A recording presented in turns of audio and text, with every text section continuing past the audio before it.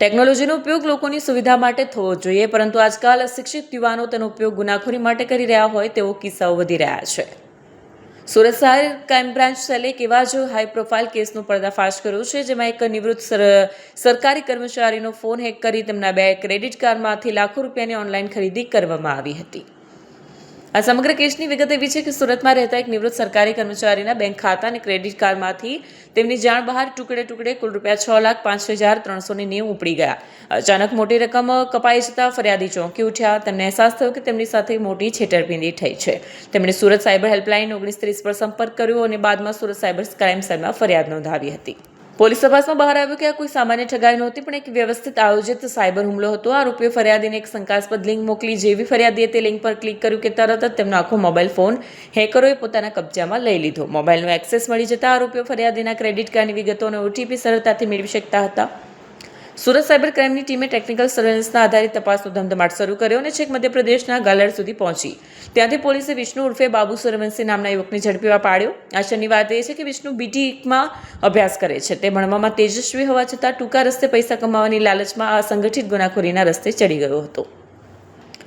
તપાસમાં ખુલ્યું છે કે આરોપીએ ફરિયાદીના ફ્લિપકાર્ટ એકાઉન્ટનો ઉપયોગ કરી તેમાં સેવ કરેલ ક્રેડિટ કાર્ડ દ્વારા iPhone 17 પ્રોનો ઓર્ડર આપ્યો હતો.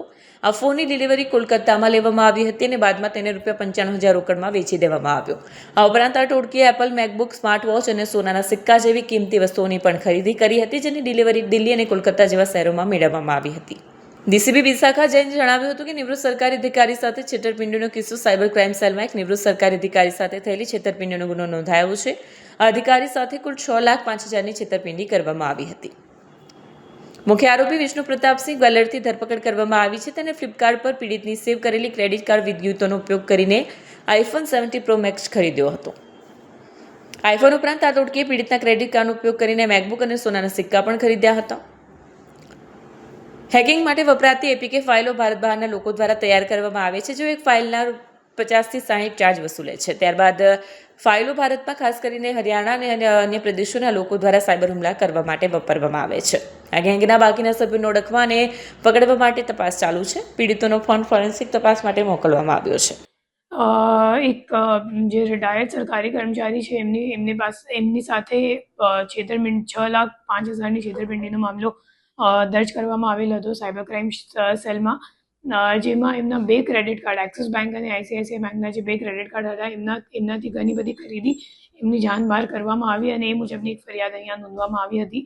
અને આગળ જ્યારે તપાસ કરવામાં આવી તો ખબર પડી કે જે ફરિયાદી છે એ કંઈક અનવેરીફાઈડ લિંકમાં ક્લિક કર્યું હતું અને એના કારણે એમનો ફોન હેક કરવામાં આવી ગયું હતું.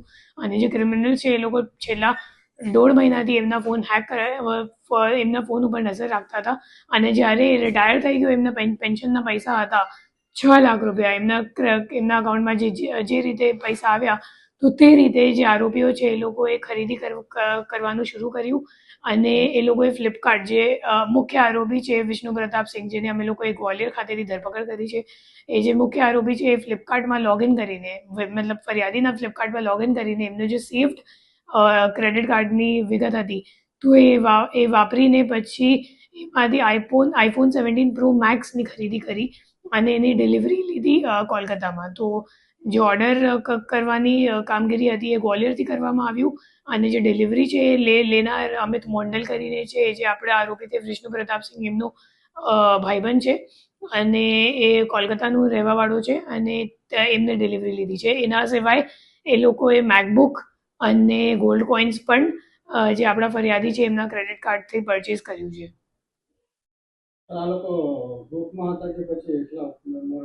એ લોકો આખા ગ્રુપ તરીકે કામ કરે છે. એક ઓર્ગેનાઇઝ ક્રાઇમ જેવું છે, જેમાં જે APK ફાઇલ છે એ બનાવવાવાળા અને સર્ક્યુલેટ કરવાવાળા મૂળ હરિયાણાના છે. અને આપણા જે વિષ્ણુ પ્રતાપસિંહ જે પોતે બીટેક કરે છે આઈટીમાં, તો ટેકનિકલી ઘણું સાઉન્ડ છે અને અગાઉ પણ દ્વારકામાં જામખંભાલિયા પોલીસ સ્ટેશનમાં પકડાયેલ છે અને ત્યાં છતાં એને જે ગુનાહિત પ્રવૃત્તિ તે ચાલુ રાખી છે.